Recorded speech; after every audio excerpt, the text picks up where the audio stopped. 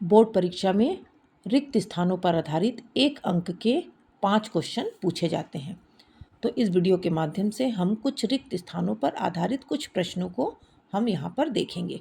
पहला दिया हुआ है सरल रेखा y = -7x + 6 की ढाल। ढाल किसको बोलते हैं? प्रवणता को। तो प्रवणता क्या हो जाएगी? हमारे पास एक सूत्र होता है y = mx + c। तो m की जगह क्या हो जाएगा? -7। उसके बाद हमारे पास क्वेश्चन दिया है समांतर श्रेणी 9, 5, 1, -3 का 10वां पद।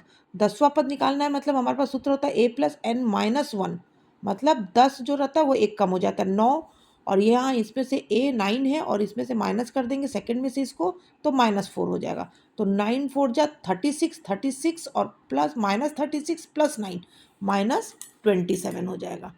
तो इस प्रकार से हमारे पास जो फॉर्मूला होता है a + n - 1 d, उसमें हम रख के निकाल लेंगे। तीसरा हमारे पास है एक विषम संख्या और एक सम संख्या का योग।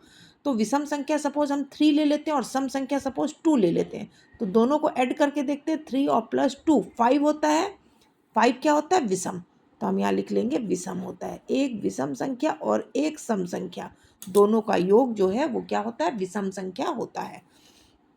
नेक्स्ट हम देखते हैं वृत्त के किसी चाप के द्वारा केंद्र पर अंतरित कोण का मान उसके चाप के द्वारा परिधि के किसी भी बिंदु पर अंतरित कोण का कितना होता है? दुगुना। दुगुना होता है।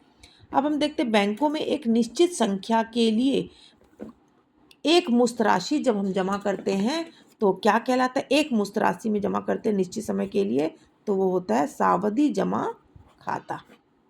सावधि जमा।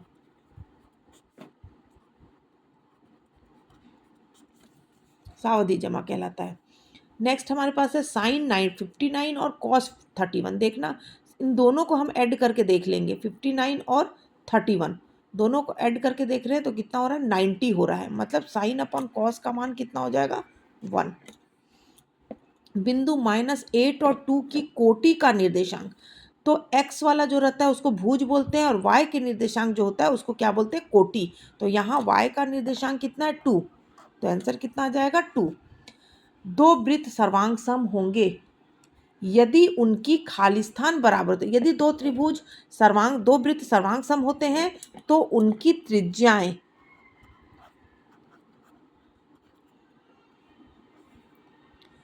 त्रिज्याएं जो है वो क्या होंगी? बराबर होंगी। 6 और 24 का तृतीय अनुपात। तो 6:24:x ऐसा ले लेते हैं। 6/24 और 24/x दोनों को तिर्यक गुना करके सॉल्व कर लेंगे तो उत्तर आ जाएगा हमारे पास 96।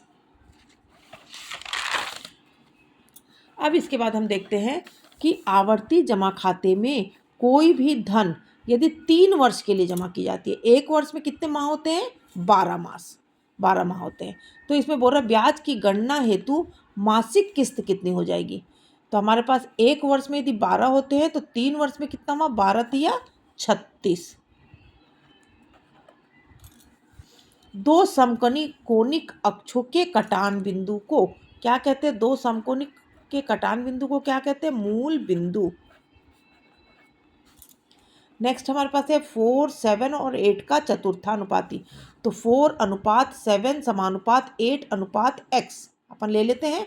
4 और x का मल्टीप्लाई होगा 7 और 8 का, तो 4 नीचे आ जाएगा तो 4 दूनी 8, तो 7 दूनी 14। उत्तर कितना आ जाएगा? 14 आ जाएगा, 14। आयकर विभाग के द्वारा किसी भी कंपनी को या किसी कंपनी या संस्था को दी गई पहचान संख्या इसमें क्या देते हैं? पैन। नेक्स्ट दो विषम संख्याओं का दो विषम संख्या हम ले लेते हैं। कौन सी दो विषम संख्या? जैसे 3 और 5 दोनों को ऐड किए तो 3 और 5 कितना हुआ? 8, और 8 क्या होता है? सम संख्या। तो दो विषम संख्याओं का योग सदैव क्या होता है? सम संख्या होता है। सम संख्या हम लिख लेंगे। नेक्स्ट है वृत्त के केंद्र से जीवा पर डाला गया लंब जीवा को क्या करता है? समद्विभाजित।